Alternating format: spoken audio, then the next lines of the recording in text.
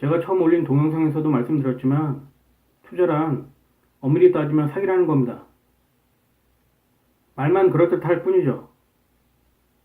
따라서 투자 시장엔 타짜들이 함정을 파놓고 먹이를 기다리고 있다는 것을 아셔야 합니다.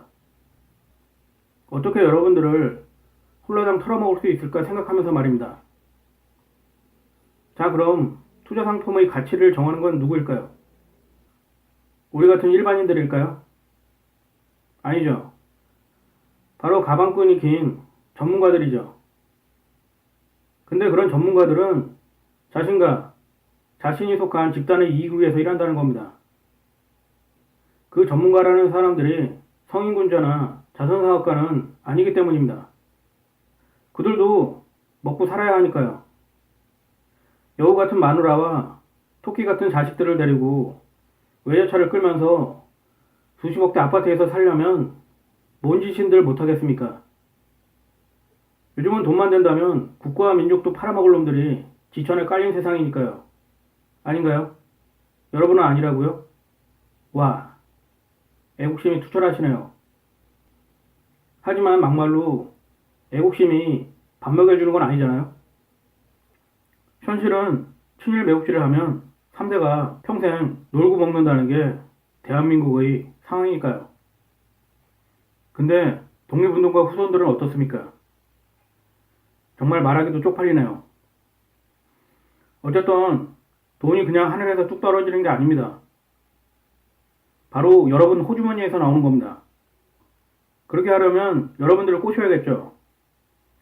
그래서 나팔 불고 떡밥을 뿌리는 겁니다. 그래야 돈맛에 환장한 사람들이 몰려들 테니까요. 물론 그때가 되면 찌라시 언론사와 기레기들도 선동질에 동참을 하게 되죠. 왜냐고요? 그놈들도 먹고 살아야 하니까요. 어디 진실이 밥 먹여주는 세상인가요?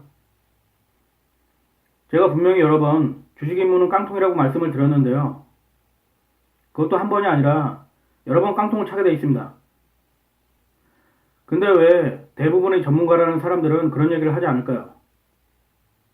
제 발로 걸어 들어온 먹잇감을 내쫓을 바보가 있을까요? 그런데도 개미들은 겁대가리 없이 불나방처럼 모여들죠. 고백하자면 저도 마찬가지였고요. 인생과 주식 투자에는 공통점이 있는데요. 뭔지 아세요? 바로 불확실하다는 거죠. 그리고 그 불확실성이 크면 클수록 그에 대한 반대급부로 대가나 보상도 커진다는 겁니다. 그래서 성공한 인생을 살기도 어렵고 주식 투자는 두말할 필요도 없는 겁니다. 이게 바로 아이러니고 모순이죠. 여기에 바로 인생과 주식의 해답이 숨겨져 있다는 것을 아셔야 합니다. 인생과 투자는 단순히 책 속의 지식만으로 해결될 수 있는 것이 아닙니다. 그건 정말 착각이죠.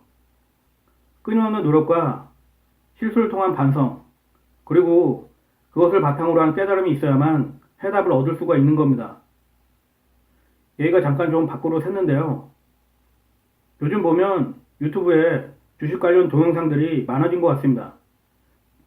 그 중에서도 단타를 해서 돈을 버는 방법에 대한 동영상들이 무척 많은데요. 그래서 어떻게 단타로 지갑 좀 두둑해지셨나요? 아마도 대부분은 그 반대라고 생각하는데요. 아닌가요? 저는 그래서 오늘 단타로 돈을 털렸을 때는 어떻게 해야 하는지에 대해서 얘기해 볼까 합니다. 개소리 그만하고 빨리 본론으로 들어가라고요? 성질도 무척 급하시네요. 보통 주식시장에 입문하는 계기는 뭘까요?